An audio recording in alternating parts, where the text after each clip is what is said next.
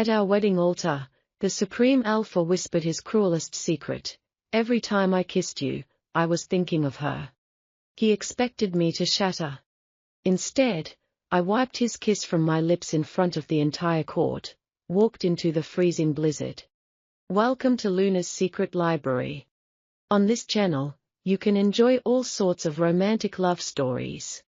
If you like my stories, please subscribe to my channel for more wonderful tales. The corset was so tight I could barely draw breath. My mother's trembling hands adjusted the lace veil over my face. She didn't look at my eyes, she looked at the heavy gold necklace around my throat. It was a beautiful leash, a gift from the man who had bought my family's survival. Outside the cathedral, the Victorian wind howled like a wounded wolf. Snow brushed against the stained glass, blurring the world into shades of grey. I was 21, blooming with the curves of youth and the despair of a prisoner. The heavy oak doors groaned open, revealing the long, cold aisle. At the end of it stood Dante, the Alpha of the Northern Territories. He was a mountain of a man, his dark hair cut short and sharp. His suit was blacker than a moonless night, clinging to his powerful, muscular frame. As I walked toward him, the silence of the 100 guests felt like a physical weight. They weren't here for love, they were here to see the sacrificial lamb. Dante didn't smile when I reached the altar. His eyes were like flint, cold and unyielding, staring straight through me. The priest began the ancient rite, his voice echoing in the hollow stone chamber. I felt the heat radiating from Dante's body, a raw, alpha energy that made my skin crawl. He took my hand, his grip firm and possessive, reminding me I was now his property. The words of the oath were ashes in my mouth as I repeated them. I promised to honor him, to obey him, to bear his mark. Then came the moment the crowd had been waiting for. You may seal this union with a kiss, the priest declared. Dante stepped closer, his shadow engulfing my smaller, softer form. He tilted my chin up with a gloved finger, forcing my gaze to meet his. For a heartbeat, I saw a flicker of something in his eyes, not desire, but a haunting grief. His lips pressed against mine, hard and demanding. It should have been a beginning, a spark of hope in a dark world. But as he pulled back just an inch, his breath fanned against my ear. His voice was a low, jagged whisper that shattered my soul. Every time I kissed you, I was thinking of her, he said. The world went silent, the blood in my veins turning to ice. The her he meant was the woman he truly loved, the one I could never replace. I looked at the man I had just given my life to, and I saw a monster. The guests began to clap, oblivious to the murder of my heart. Dante went to turn away, his duty done, his dominance established. But I didn't let go of his hand. I reached up, my fingers trembling but certain. With the back of my hand, I wiped my lips with a slow, deliberate motion. I did it in front of the dukes, the lords, and the gossiping ladies of the court.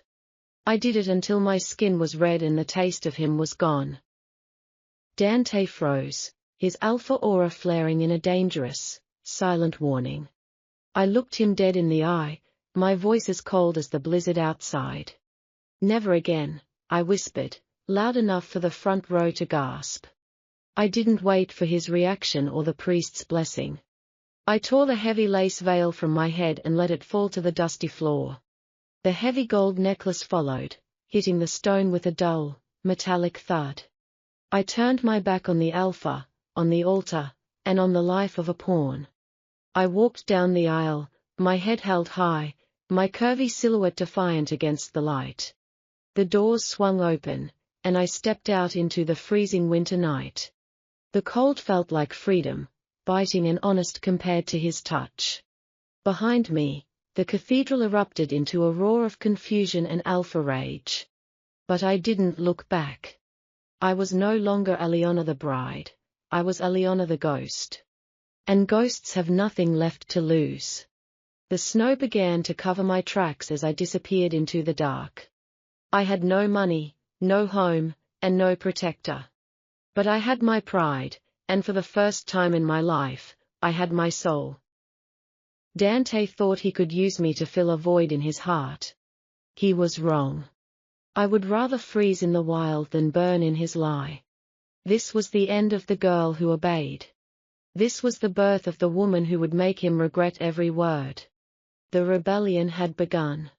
The winter air was a jagged blade, cutting through the thin silk of my wedding skirts. Every step into the deep snow felt like sinking into a grave of white powder. Behind me, the lights of the northern citadel were fading, swallowed by the swirling grey mist. I didn't have a cloak, a map, or a single coin in my pocket. But I had the taste of my own blood on my tongue, and it tasted like victory. My mother had once told me that an alpha's love is a sun, but his hate is a permafrost. Dante had tried to freeze my soul with 10 simple, cruel words. Every time I kissed you, I was thinking of her. I repeated the words in my head, using the anger to spark a fire in my freezing veins. If I died out here, I would die as Eliana, not as a shadow of a dead woman. The forest groaned around me, the ancient pines buckling under the weight of the Victorian storm. My lungs burned with every breath, the oxygen so cold it felt like inhaling needles. I stumbled over a buried root, my curvy frame hitting the drifts with a muffled thud. For a heartbeat, I wanted to stay there, to let the silence take me. It would be so easy to close my eyes and let the snow become my final wedding veil. Then, I remembered the way Dante had tilted my chin, his eyes full of a ghost that wasn't me. I forced my numb fingers into the snow and pushed myself up. Not today, I whispered, the words cracking like dry ice. I saw a dark shape through the trees, a slumped roof, a stone chimney, a fragment of hope. It was an old hunter's shack, abandoned before I was even born. The door hung on a rusted hinge, complaining as I forced my way into the shadows. It smelled of wet earth and old, forgotten winters. I didn't cry, tears would only freeze on my cheeks and steal more of my heat. I found a pile of dry pine needles in the corner, my father's lessons echoing in my mind. He was a man of the earth, a healer who knew that survival is a series of small, calculated acts. I used a piece of flint from the hearth, striking it until my knuckles bled. A tiny spark caught, a golden eye opening in the darkness of the shack. I fed it with scraps of my silk train, watching the fabric that cost a fortune turn into heat. The fire grew, casting dancing shadows against the rough-hewn wooden walls. I took off my boots, my feet white and senseless, and held them toward the light.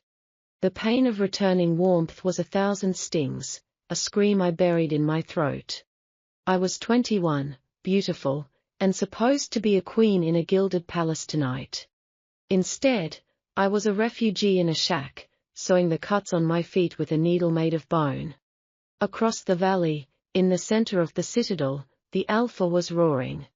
Dante stood in the empty cathedral, his short hair messy and his eyes glowing with a dangerous gold. The guests had been ushered out, leaving only the smell of extinguished candles and scandal. He picked up the gold necklace I had dropped, the metal still warm from my skin. His wolf was pacing inside him, a low, frantic growl vibrating in his massive chest. He had expected me to weep, to cling to his boots and beg for a scrap of his heart. He had never considered the possibility that a substitute could have a spine of steel. Find her, he barked at his commanders, his voice a thunderclap that shook the stone walls. The storm will kill her in an hour, my lord, the captain whispered, trembling. Dante turned on him, his alpha aura flaring so bright the captain fell to his knees. Then find her body, Dante hissed, though something in his chest felt like it was breaking. He walked to the large stained glass window, looking out at the wall of white. He touched his lips, the place where he had tried to plant a lie. He could still feel the phantom sensation of her hand wiping the kiss away. It was the first time in his life an Omega had looked at him with nothing but disgust. He had spent years trying to find a face that looked like his lost love. Now, he realized he couldn't even remember the color of the other woman's eyes. All he could see was Aliona, her curvy silhouette disappearing into the dark. She hadn't just left the wedding, she had stolen his peace of mind. I sat by my small fire, the silk bandages tight around my feet. The wind howled outside, but for the first time, the sound didn't scare me. I looked at my reflection in a shard of broken glass I found on the floor. My hair was a mess, my skin was pale, but my eyes were blazing. I wasn't the girl Dante bought to be a puppet. I was the woman who would burn his world down to stay warm. The Alpha thought he was the hunter, but he had no idea what I was capable of. As the moon rose behind the clouds, I felt a strange pulse in my blood. It was a hidden legacy, a power my father had kept secret from the High Lords. I closed my eyes and felt the forest breathing with me. The hunt had begun, but I was no longer the prey. The shack was no longer a tomb, it was a cocoon. The hidden legacy in my blood began to sing a forgotten song in the dark. I pressed my cold palm against the frost-covered wooden floorboards. Beneath the rotting planks, a dormant root pulsed with sudden, violent life. My father had always told me that true strength wasn't found in a drawn sword. True strength was the ability to coax aggressive life from the very edge of death. I walked to the shattered doorway, my curvy frame moving with a new, fluid grace. The winter storm screamed at my face, but I did not shiver or look away. I closed my eyes and pushed the rhythm of my heartbeat down into the frozen earth. Green light, raw and ancient, spilled from my trembling fingertips into the snow. Massive vines, thick as a man's arm and covered in silver thorns, erupted from the ground. They coiled rapidly around the shack, weaving a dense, impenetrable fortress of briars. The thorny wall climbed higher and higher, shutting out the howling wind and the biting cold. I was Aliona, the discarded bride, and I was claiming this small piece of hell as my kingdom. I watched a single white winter rose bloom right at the center of the thorny gate. It was a symbol of my survival, beautiful, resilient, and utterly untouched by his poison. Miles away, the Alpha was tearing the winter forest apart. Dante rode his massive black stallion through the blizzard, pushing his elite trackers to the brink. His short, dark hair was plastered to his forehead by the freezing, relentless sleet. His incredibly handsome, sculpted face was a mask of cold fury and a rising, terrifying panic. He was a warrior of lethal, athletic power, moving without the clumsy bulk of lesser men. But all his unmatched physical strength was useless against the crushing, empty weight in his chest. He could still feel the phantom warmth of my curvy body slipping away from his arrogant grasp. The scent of my blood on the snow hit the trackers like a physical blow. "She went this way, my lord," the lead tracker shouted over the roaring wind. Dante kicked his horse forward, his golden eyes burning holes into the stormy night. He expected to find a frozen corpse, a tragic mistake he could bury and forget. Instead, his horse reared up in terror as they broke through the tree line. Before them stood a towering dome of writhing, living green thorns in the middle of winter. The wild magic radiating from the vines clashed violently with Dante's aggressive alpha pheromones. The forest itself recognized him as a threat to its newly crowned mistress. Without warning, the silver thorns whipped out like angry serpents. They lashed at the elite trackers, disarming them and stringing them up by their boots. Dante leaped from his horse, his boots hitting the snow with a heavy, dangerous thud. He drew his silver sword, his heart pounding not with battle lust, but with a desperate yearning. He slashed at a thick vine, cutting it cleanly in two. But before the severed piece even hit the ground, two new thorny branches sprouted to replace it. The plants were feeding on his aggression, turning his alpha dominance against him. He pushed forward, ignoring the thorns tearing at his black suit and scratching his flawless face. Then, the living wall parted just enough for him to see inside the sanctuary. I stood by the glowing hearth, my silhouette framed by the twisting green magic. I didn't look like the terrified, debt-ridden bride he had humiliated at the altar. I met his frantic golden gaze, my own eyes completely devoid of love, fear, or submission.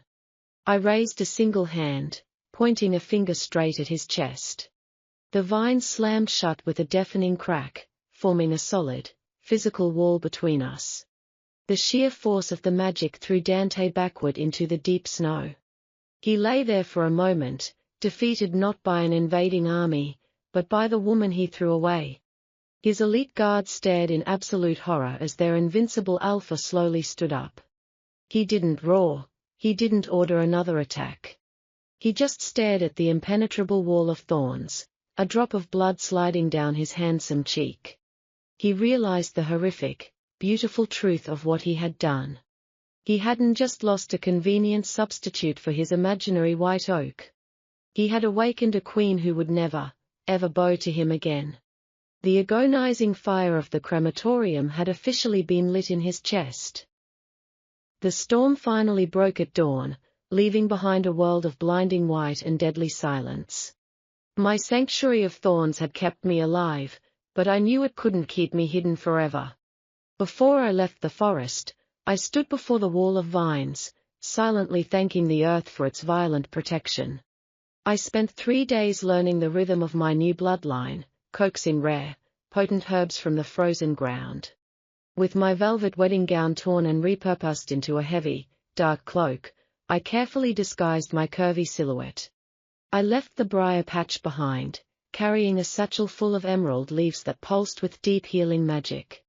The nearest settlement was Ashvale, a lawless trading town perched precariously on the edge of the neutral territories. It was a place where desperate people went to disappear, and I was currently the most desperate of them all. The journey was grueling, the freezing wind tearing at my makeshift cloak and biting my pale face. Every step away from his territory was a victory, a silent rebellion against the tragic fate he had written for me. I arrived in Ashvale with blistered feet and an empty stomach, but my spirit felt lighter than it had in years. The town smelled of cheap ale, wet fur, and the desperation of outlaws seeking quick, untraceable gold. No one cared about my past, and no one asked why a young, beautiful woman was traveling entirely alone. I rented a small, damp corner in the back of a bustling tavern, trading a single glowing root for a week's stay. I didn't offer my real name, I simply became known to the locals as the quiet woman with the green touch. My first patient was a gruff lumberjack with a severed artery, a fatal wound that should have killed him in minutes. I pressed my hands over his bleeding flesh, letting the warm, golden light of my magic knit his skin back together. The tavern went dead silent as the man stood up, completely healed, staring at me as if I were a descending goddess. Word of the miraculous healer spread through the dirty cobblestone streets like wildfire in a dry forest. Silver and gold coins finally began to fill my empty pockets, giving me the one thing Dante had always denied me, total independence. A wealthy merchant, dying of a rare blood rot, was soon brought to my tavern corner on a makeshift stretcher. His desperate family offered me a chest of jewels if I could do what the expensive city doctors could not. I channeled the ancient life force of the forest, pulling the black poison from his veins with my bare hands. The sheer display of raw, miraculous healing solidified my unshakable reputation as the untouchable saint of Ashvale. I used the merchant's jewels to buy information, quietly setting up a network of spies among the street urchins. I needed to know exactly what the Northern Alpha was doing, so I could stay 5 steps ahead of his wrath. Hundreds of miles away, the citadel of the north felt like a sprawling, suffocating icy tomb. Dante stood in his grand war room, his sculpted, handsome face drawn and unusually pale with sheer exhaustion. His short, dark hair was heavily disheveled, and his athletic, muscular frame was tight with suppressed, violent anxiety. He had not slept a single hour since the night of the wedding, haunted by the memory of my hand wiping away his kiss. He smashed a heavy crystal glass against the stone wall, the shattering sound echoing through the terrified silence of his generals. "You are telling me that a single, unescorted woman has vanished into thin air, he roared, his alpha aura suffocating the room. His elite spies lowered their heads, absolutely unable to look their formidable, furious leader in the eye. He slammed a heavy velvet bag of gold onto the grand mahogany war table. 1,000,000 gold pieces to the man who brings her back to me, completely unharmed, Dante commanded, his voice trembling with a dark obsession. He didn't care about the political fallout or the rumors whispering that the great, stoic Alpha had finally gone mad. He only knew that the phantom scent of my skin was driving his inner wolf into a state of rabid, uncontrollable frenzy. He realized, with a sickening drop in his stomach, that I was never just a convenient substitute. The woman he had mourned for years was just a child's memory, a faded painting that held no real warmth or fire. It was me, Aliona, with my defiant eyes and resilient, curvy grace, that he truly craved with every fiber of his being. He had foolishly thrown a diamond into the dirt just to chase a blurry reflection in a puddle. "Send the shadow hounds to the neutral borders," Dante whispered, his golden eyes flashing with a dangerous, absolute resolve. Back in Ashvale, I wiped the sweat from my brow, counting my earnings under the dim flicker of a tallow candle. I finally had enough gold to buy a modest horse and secure safe passage on a merchant ship heading far south. I was so close to being completely free from his shadow. But as I stepped out into the cold night air to fetch water, a strange, terrifying chill ran down my spine. The noisy tavern behind me suddenly felt miles away, the ambient sound entirely swallowed by an unnatural silence. A massive shadow detached itself from the alleyway, its eyes glowing with a faint, predatory amber light. It wasn't a normal wolf, it was a shadow hound, a rare beast bred exclusively by the royal kennels of the northern citadel. It didn't attack, it merely sat on the snow, staring at me, its nose twitching as it locked onto my unique scent. Dante's reach was far longer and darker than I had ever dared to imagine. I didn't scream or run, knowing perfectly well that fear would only trigger the supernatural beast's hunting instinct. I calmly reached into my satchel, my steady fingers closing around a handful of sleep-inducing spore pods. The beast let out a low, mournful howl, a magical signal that would echo across the ley line straight to Dante's mind. I crushed the spore pods in my hand, blowing the shimmering, potent dust directly into the hound's glowing eyes. The massive creature whimpered, its legs buckling instantly before it collapsed into a deep, magical slumber. If the Alpha wanted a war, I was no longer the helpless bride who would surrender without a fight. The beacon had been lit, and Dante now knew my exact coordinates. I gathered my gold, my rare herbs, and my newly forged iron dagger, stepping gracefully over the sleeping beast. He thought he had finally cornered me, but he was about to discover exactly what kind of monster he had created. The freezing wind of Ashvale whipped furiously against my heavy dark cloak as I rode my newly purchased horse toward the southern border. I had left the massive, sleeping shadowhound behind in the dirty alleyway, a silent, magical monument to my absolute defiance. Every desperate gallop of the terrified horse carried me further away from the northern citadel and the Alpha who had shattered my trust. I was no longer the frightened, deeply indebted bride who had stood trembling in her tight corset at the winter altar. I was Aliona, a wandering healer with potent magic humming in my veins, a resilient woman who had carved her own survival out of the deadly ice. The neutral border of the wildlands was only a mile away, clearly marked by a jagged line of ancient, twisted ironwood trees.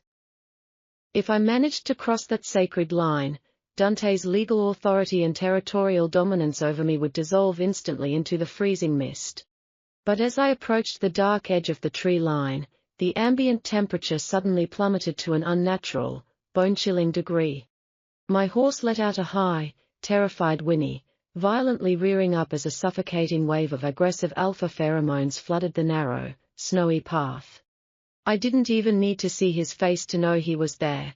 My traitorous blood immediately recognized the terrifying, magnetic pull of my former mate. A massive, midnight black stallion stepped slowly and deliberately out of the dense shadows, completely blocking the only road to my freedom.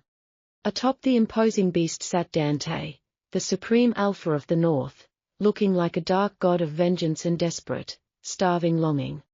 His short, dark hair was wildly windblown, framing a flawlessly sculpted, deeply athletic face that was now uncharacteristically pale with sheer exhaustion.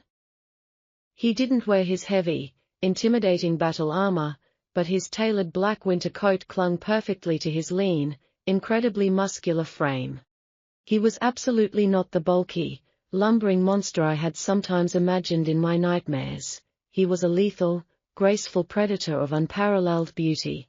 But the piercing golden eyes that locked onto mine were completely devoid of the arrogant, icy pride I vividly remembered from our disastrous wedding day. Instead, they were burning with a frantic, almost feverish obsession, entirely stripped of their usual cold, calculating indifference. "You made it much further than I ever thought possible," his incredibly deep voice rumbled, vibrating through the frigid air and settling heavily in my chest. I ruthlessly tightened my grip on the worn leather reins, absolutely refusing to let him see the slight, betraying tremble in my cold hands. "And you traveled a ridiculously long way just to harass a woman you explicitly stated you do not even want," I shot back, my voice as hard and sharp as flint. Dante violently flinched, the subtle, uncontrollable movement betraying the immense, raw pain my razor-sharp words inflicted upon his fragile pride. He dismounted his horse with terrifying grace, his heavy leather boots sinking deep into the fresh snow as he took a slow, deliberate step toward me. "I was a blind, arrogant fool, Aliona," he rasped, the desperate confession sounding exactly like it was physically tearing his throat apart from the inside. He looked up at my face, frantically tracing the resilient lines of my jaw and the lush, curvy silhouette carefully hidden beneath my heavy cloak. "I foolishly chased a fading ghost for years, completely blind to the living, breathing miracle standing right in front of me." I let out a harsh, incredibly bitter laugh that loudly echoed through the silent, frozen expanse of the ancient forest. "Do not try to rewrite our pathetic history just because your favorite, obedient toy suddenly decided to walk away," I sneered, fiercely holding my ground. "Every time you kissed me, you thought of her," I repeated his own venomous words slowly, using them as an impenetrable, iron shield against his sudden vulnerability. The powerful alpha closed his eyes for a fraction of a second, a naked expression of pure, unadulterated agony violently twisting his exceptionally handsome features. "I lied," he whispered hoarsely, opening his golden eyes to reveal a fractured soul entirely consumed by a fiery, devastating sea of regret. "I said it solely to hurt you, to aggressively protect myself from the terrifying realization that you were rapidly replacing her in my cold heart." He took another reckless step forward, raising an ungloved, trembling hand as if he desperately wanted to reach out and touch my pale cheek. I didn't back away. Instead, I firmly planted my boots in the stirrups and let the ancient, dormant magic of the earth rise up from the soil. A thick, glowing green barrier of massive thorny vines violently erupted from the snow, snapping like lethal whips in the narrow space between us. Dante completely froze in his tracks, his golden eyes widening in absolute shock as he stared at the lethal, magical briars fiercely protecting me. He had fully expected to confront a weeping, terrified girl, but he instead found a powerful, untamed force of nature commanding the forest itself. "If you take one more step toward me, Alpha, these thorns will mercilessly tear you apart," I warned, my own eyes brightly glowing with emerald, supernatural light. The absolute most powerful man in the entire Northern Territory stood utterly paralyzed, not by the ancient magic, but by the impenetrable, solid wall of my absolute hatred. He realized in that profoundly devastating moment that all his vast wealth, his massive armies, and his lethal physical strength meant absolutely nothing here. He could easily conquer 100 heavily fortified cities, but he absolutely could not force my wounded heart to ever open for him again. "Please, come back to the citadel with me," he pleaded, the pathetic, broken word sounding entirely alien coming from the proud lips of a supreme alpha. "I will gladly give you absolutely everything, my vast wealth, my absolute loyalty, my entire life, just to see you smile. I looked down at his handsome, broken face from my horse, feeling nothing but a profound, liberating, and absolute emptiness in my chest. I already have absolutely everything I could ever need, I replied coldly, deliberately pulling the heavy hood of my dark cloak over my head. And absolutely none of it belongs to you, Dante. I confidently urged my horse forward, seamlessly steering it off the main traveled path and directly into the dense, completely untamed wilderness.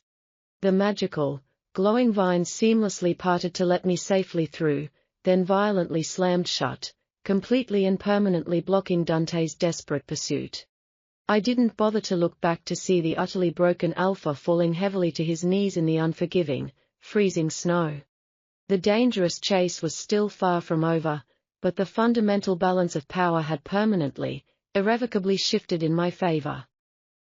I had successfully crossed the neutral border, confidently leaving the bitter ashes of our ruined, fake marriage far behind in the howling winter wind. Now, the real, high-stakes game of survival and empire building would officially begin, and it would happen entirely on my own terms. The Alpha thought he knew the meaning of pain, but the crematorium he had built for himself was only just beginning to burn. 6 months passed, turning the freezing northern winter into a scorching southern summer.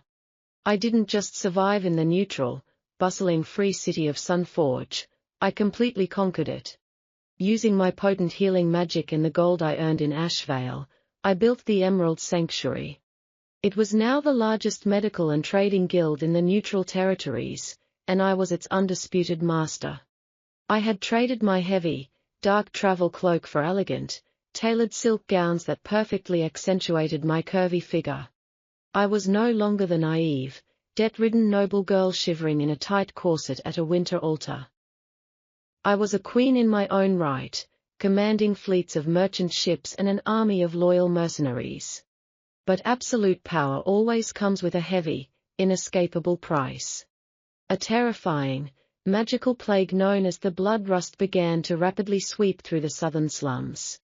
My healing magic could soothe the agonizing symptoms, but it could not permanently cure the dark infection. To save my city, I desperately needed the tears of a silver leviathan, an incredibly rare beast only found in the frozen northern oceans. I was preparing to bankrupt my entire guild to hire smugglers when my heavily armed guards nervously parted in the courtyard. Dante walked slowly through the massive iron gates of my sunlit sanctuary. He didn't bring his intimidating army, his royal banners, or his suffocating alpha dominance. He wore a simple, travel-stained dark tunic, looking more like a weary mercenary than the supreme lord of the north. His incredibly handsome face was thinner, sharply carved by months of relentless, silent suffering. His dark, short hair was slightly overgrown, and his golden eyes held none of the terrifying fire I remembered. Instead, they were filled with a profound, quiet reverence as he looked at the powerful woman I had become. He didn't demand an audience, nor did he try to violently breach my magical defenses. He simply stopped at the bottom of the marble steps, slowly sinking to one knee in front of my entire guild. The collective gasp of my hardened mercenaries echoed loudly in the warm summer air. The proudest, most lethal alpha on the continent was publicly bowing to a rogue healer.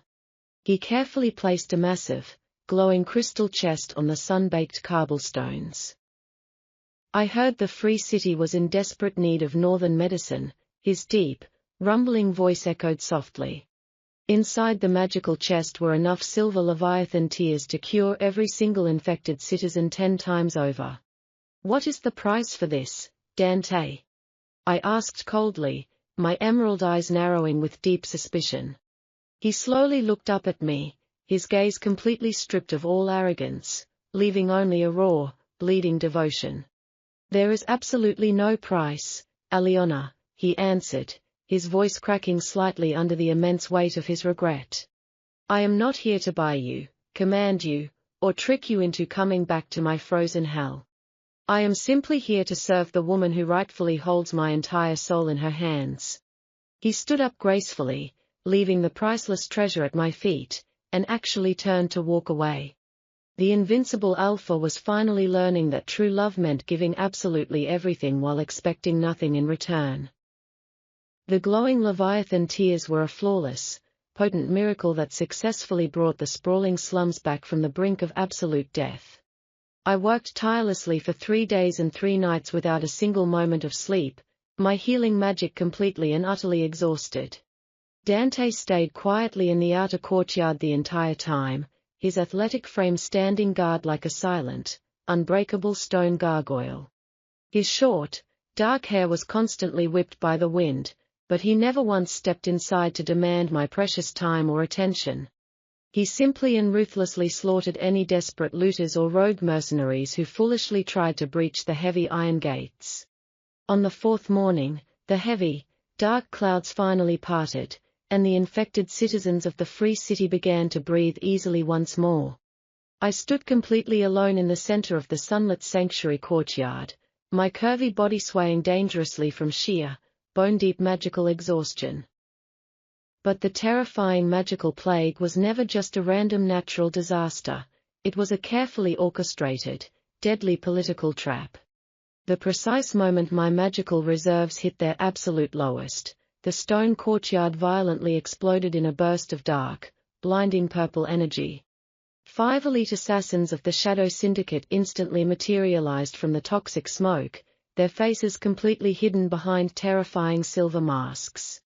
They had been secretly hired by the corrupt northern lords who deeply feared my rapidly growing, independent power in the neutral territories. I weakly raised my trembling hands to summon my protective thorns, but a heavy, enchanted net of anti-magic iron was brutally thrown over my shoulders. The cursed, freezing metal burned my pale skin, instantly suppressing the ancient green magic that usually hummed in my exhausted veins. I was violently pulled to my knees on the shattered cobblestones, completely and terrifyingly defenseless for the first time in 6 long months. The lead assassin raised a jagged, obsidian dagger dripping with potent, highly concentrated basilisk venom, aiming straight for my beating heart. I closed my emerald eyes, fiercely refusing to give my cowardly murderers the twisted satisfaction of ever seeing my fear. But the fatal, descending strike never touched my skin. A terrifying, earth-shattering roar of pure, untamed alpha rage violently shook the very magical foundations of the Emerald Sanctuary. Dante moved significantly faster than humanly possible, becoming an explosive blur of raw, lethal power and desperate, frantic devotion. He absolutely didn't have the precious milliseconds required to draw his silver sword or summon his elite royal guards from the city perimeter. He simply threw his muscular, perfectly sculpted body directly between my fragile, bound form and the descending, poisoned blade.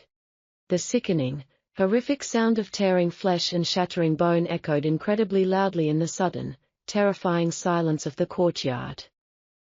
I snapped my eyes open in pure shock to see the jagged assassin's dagger completely impaling Dante's broad, powerful chest. Black, highly toxic venom immediately began to spread through his veins, violently clashing with his dominant, fiercely protective alpha blood. He didn't scream, and he didn't collapse, he just reached out with blinding speed and brutally snapped the lead assassin's neck with one bare hand.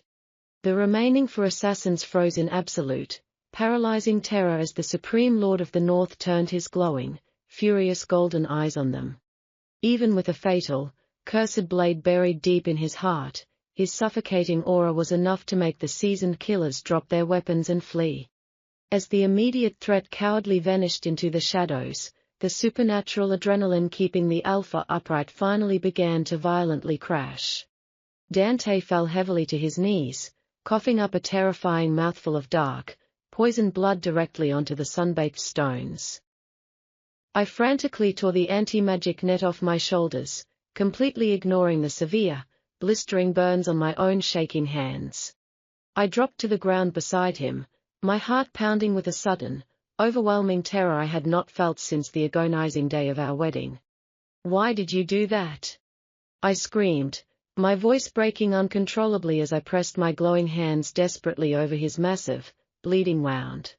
He looked up at me, his exceptionally handsome, deeply contoured face rapidly losing its color, but his golden eyes were startlingly calm and infinitely tender. His short hair was matted with cold sweat and dust, completely stripping away the flawless, untouchable image of a ruling monarch. Because a world without you, Aliona, is a cold, dead world I absolutely refuse to live in, he whispered, his incredibly deep voice weak but unwavering. He didn't desperately ask for my forgiveness, and he didn't selfishly beg for my miraculous healing magic to save his rapidly fading life. He simply lifted his trembling, blood-stained hand, his calloused fingers gently brushing a stray tear away from my pale, beautiful cheek. He had once cruelly told me that every single time he kissed me, he was blindly thinking of a ghost from his past. But now, as he bled out on the cold stones of my sanctuary, I knew with absolute certainty that he was finally seeing only me. The supreme, unconquerable Alpha was dying right at my feet, and the terrifying, undeniable truth was that I couldn't bear to let him go. The impenetrable ice fortress I had carefully, painfully built around my wounded heart finally began to silently fracture and break into pieces. I poured every single ounce of my remaining life force into his chest, the green light violently fighting the spreading black decay. The real battle for his soul, and for my forgiveness, had just begun. The black, highly concentrated venom of the Shadow Syndicate was ancient, ruthless, and unnaturally fast. My raw emerald magic fought violently against the spreading, corrosive darkness inside his chest, but I was rapidly losing ground. Dante's breathing grew incredibly shallow, his powerful, athletic frame trembling violently on the bloody cobblestones of my courtyard. His perfectly sculpted, exceptionally handsome face was completely drained of all its vibrant life, looking like a shattered marble statue. I pushed every single ounce of my remaining energy into his gaping wound, my curvy body shuddering from the intense magical strain. But the fatal basilisk poison was specifically designed to instantly kill a supreme alpha, and it was horrifyingly succeeding. My hardened mercenaries watched in absolute, terrifying silence as the invincible Lord of the North began to slip away into the dark. I refused to let him die, not after he had just traded his entire universe to buy me a few more seconds of breath. There was only one dangerous, forbidden path left to drag his fading soul back from the icy abyss of death. My father had once warned me about the ancient blood rite, a wild magic that permanently bound two souls together in absolute equality. I pulled my small iron dagger from my belt, my pale hands trembling as I brought the incredibly sharp edge to my own palm. I sliced deep into my own flesh, wincing as a line of bright, magically charged red blood quickly welled to the surface. Without a single moment of hesitation, I pressed my bleeding hand directly over Dante's toxic, completely ruined heart. You do not get to cowardly leave this world until I explicitly give you permission, Alpha, I whispered fiercely into the silent courtyard. I violently forced my healing magic to fuse directly with my open wound, pushing my own raw life force straight into his failing veins. The reaction was instantaneous and explosive, sending a blinding shockwave of pure gold and emerald light tearing through the sanctuary.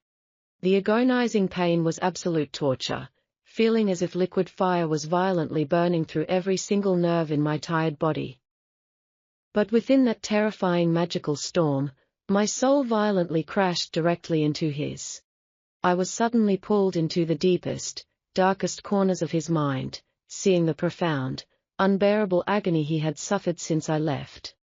I felt the exact, crushing weight of his monumental regret, the sleepless nights he spent silently screaming my name into the winter storm. I saw the pathetic, fading memory of the other woman completely disintegrate, entirely replaced by the brilliant, untamed fire of my own resilient spirit. He loved me with a terrifying, all-consuming devotion that was absolutely stripped of his former arrogant dominance. The black venom fiercely fought against my intrusion, desperately trying to freeze my blood and drag us both down into the dark. But I was the Queen of Sunforge, the master of resilient life, and I absolutely refused to surrender my newly claimed mate to the shadows. With a final, desperate scream of sheer willpower, I violently shattered the poisonous curse, completely flushing the dark venom from his veins.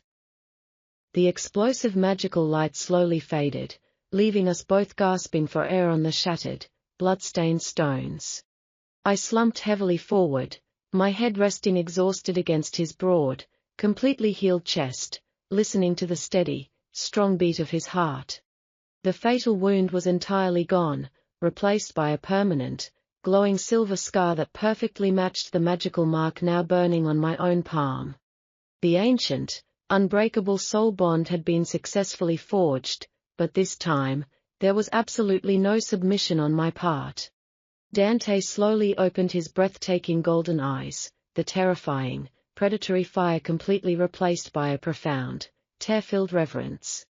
He didn't move to aggressively trap me in his arms, nor did he release a single trace of his suffocating alpha pheromones. Instead, he weakly lifted his large, calloused hand, trembling violently as he gently cupped the side of my pale, exhausted face. "You saved a monster, Aliona," he whispered hoarsely, a single, incredibly rare tear sliding down his flawlessly contoured cheek.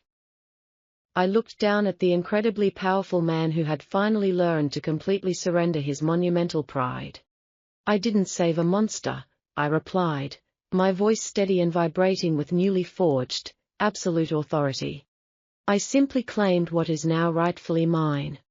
Dante let out a breathless, shuddering laugh, carefully turning his head to press a deeply reverent kiss into my wounded palm. "Forever," he vowed, his deep voice carrying the absolute, unshakable weight of a completely broken man who had finally found his true religion.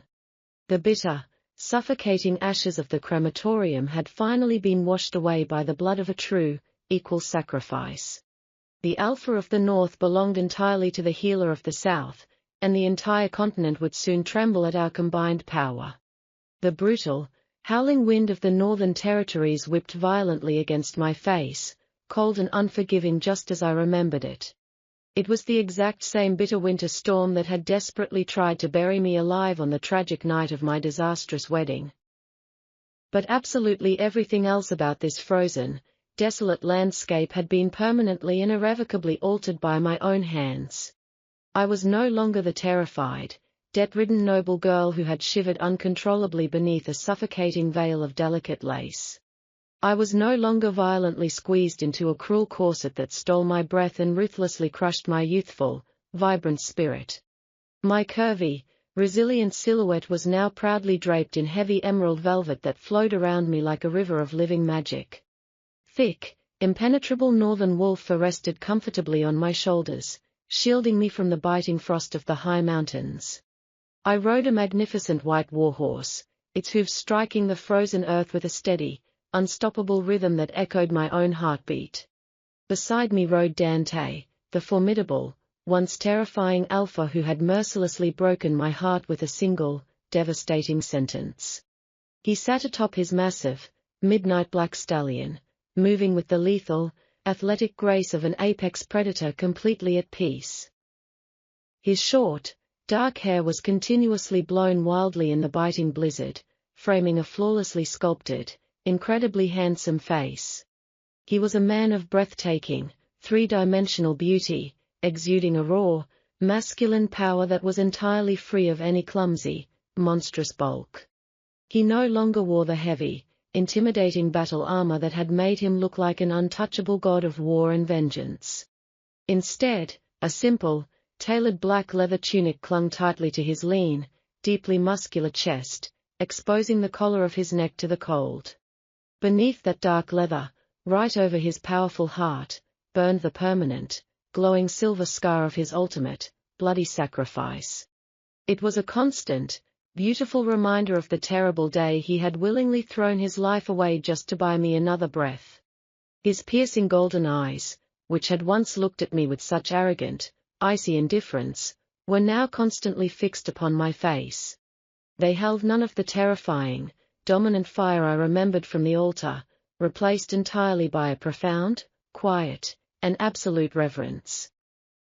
He was a lethal, incredibly athletic weapon of mass destruction, and the invisible hilt of his sword now belonged entirely to me.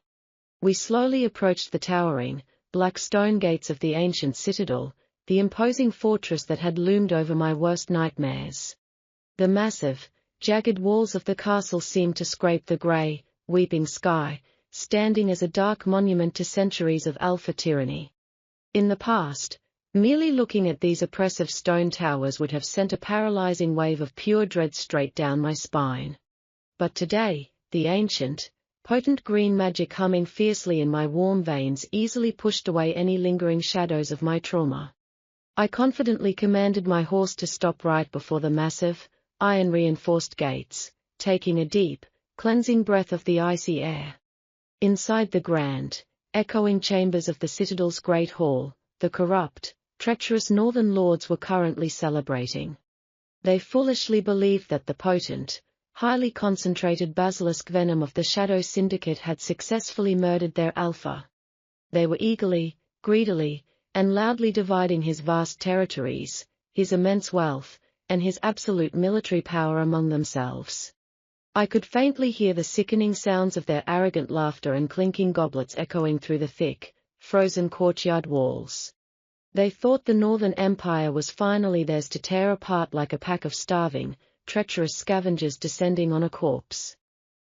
Dante calmly dismounted his massive stallion, his heavy leather boots sinking deep into the fresh, undisturbed snow with a terrifying silence. He didn't draw his legendary silver sword, nor did he bark orders to any of the terrified, trembling perimeter guards who had spotted us. He simply walked up to the towering, impossibly heavy oak doors that sealed the great hall and placed his large, calloused palms against them. The deafening, joyful noise of the traitor's treason instantly died when the massive, ancient oak doors were violently blasted inward. The heavy, splintered wood violently crashed onto the cold stone floor, raising a thick, terrifying cloud of winter dust, shattered ice, and snow. The deafening explosion shook the very magical foundations of the citadel, rattling the stained glass windows until they threatened to break. I gracefully dismounted my horse, my emerald velvet gown sweeping majestically over the snow as I confidently stepped through the shattered entrance. The heavy winter dust slowly began to settle, revealing the absolutely horrified faces of the 50 corrupt lords gathered in the hall. Their greedy faces completely drained of all blood, turning a sickly shade of pale grey as they stared at the impossible sight before them. They were staring in absolute, paralyzing horror at the dead man walking, the invincible alpha they had so cowardly paid to assassinate. Dante stepped through the destroyed doorway exactly half a step behind me, ensuring he never once blocked my path or overshadowed my presence.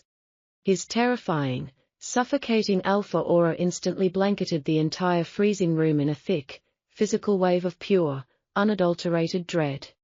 You cowardly, pathetic rats actually dared to send assassins into my wife's sanctuary, Dante's incredibly deep voice softly rumbled. His tone wasn't a roar, but the lethal, quiet promise of absolute destruction that instantly brought several weaker lords to their trembling knees. The lead conspirator, a trembling, aging duke who had always hated my presence, desperately drew his heavy broadsword in a panic. He lunged violently toward my seemingly unprotected back in a final, suicidal act of madness, screaming a desperate battle cry. He absolutely never even made it past the second marble step leading up to the elevated platform of the throne.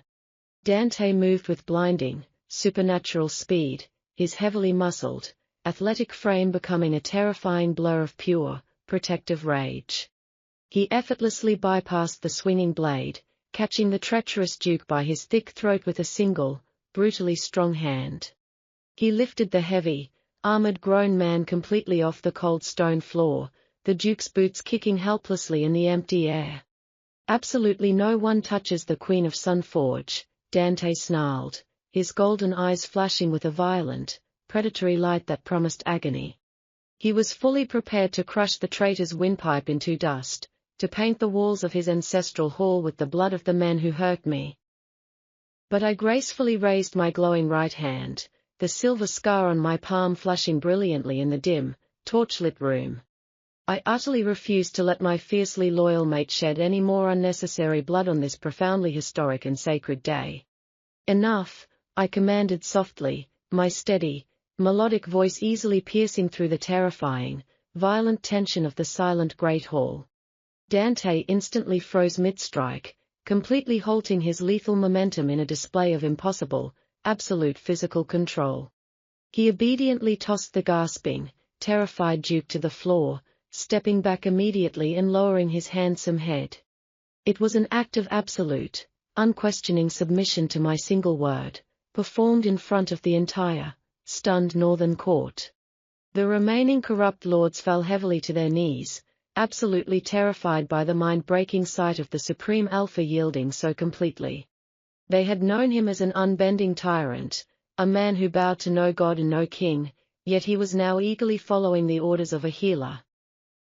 I slowly walked up the grand, icy stairs toward the massive, imposing iron throne that dominated the far end of the great hall. It was a cruel, ugly seat forged from the melted swords of conquered enemies, a throne that had ruled this frozen continent through terror. It was the very symbol of the alpha supremacy that had originally forced me into a marriage I never wanted in a life I deeply despised. I didn't just sit on the cold, unforgiving metal seat. I intended to completely and fundamentally transform its very nature forever. I pressed my bare, glowing palm against the jagged, ancient iron armrest, closing my eyes and calling upon the deep magic of the earth. I let my raw, untamed life force violently flood the dead, cursed castle, pushing the warmth of the southern sun into the frozen northern stone. Massive, glowing green vines covered in beautiful, silver thorns instantly erupted from the deep cracks in the freezing stone floor beneath my feet. The vines rapidly climbed the towering stone pillars, their aggressive growth violently shattering the frosted windows and letting the true light in. The terrifying, cold iron throne was completely engulfed by a sudden, explosive bloom of magical, vibrant winter roses. The sharp, ugly iron edges were permanently covered in soft, fragrant petals and strong, living wood that pulsed with undeniable life. I sat down heavily on my newly forged throne, my curvy, powerful frame perfectly framed by the beautiful, deadly magic of the resilient earth. The coldness of the castle instantly vanished, completely replaced by the soothing, powerful warmth of my emerald sanctuary magic. I looked down from my elevated seat at the trembling, defeated men who had once treated me as a pathetic, disposable pawn. The outdated, brutal, and suffocating laws of the alpha supremacy end permanently today, I declared, my emerald eyes burning with fire. You will no longer trade women like cattle, you will no longer hoard wealth while the weak freeze, and you will never again rule by fear. My voice echoed off the high, vaulted ceilings, carrying the absolute weight of a decree that could never, ever be undone by any man. From this exact moment forward, the North and the South are permanently united under the absolute healing law of the Emerald Sanctuary. I expected whispers of dissent, I expected a desperate rebellion, but the Great Hall remained absolutely, perfectly silent. They were all looking past me, staring at the man who had slowly, purposefully walked up the marble steps to stand by my side. Dante's golden eyes were filled with a profound, terrifyingly pure devotion that absolutely nothing in this world could ever break. He didn't take the empty space on the platform beside me, proudly refusing to ever claim equal power over the resilient woman who saved him. Instead, the absolute most powerful, lethal, and handsome man in the entire world dropped gracefully to one knee on the top step of the throne. He looked up at me with an expression so incredibly vulnerable and raw that it made the breath catch sharply in my own throat. He gently reached out and took my right hand, his calloused thumb slowly, reverently tracing the glowing silver scar on my palm.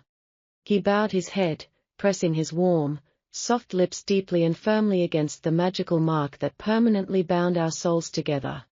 My sword, my vast territory, and my entire eternal soul belong exclusively to you, Aliona, he swore loudly, his deep voice unwavering.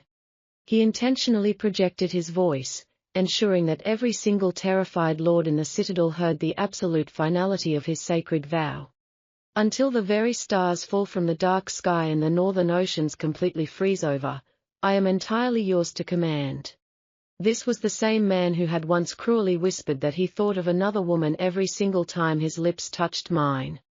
But that arrogant, broken man was entirely dead, completely burned to ash in the devastating, agonizing fires of his own crematorium.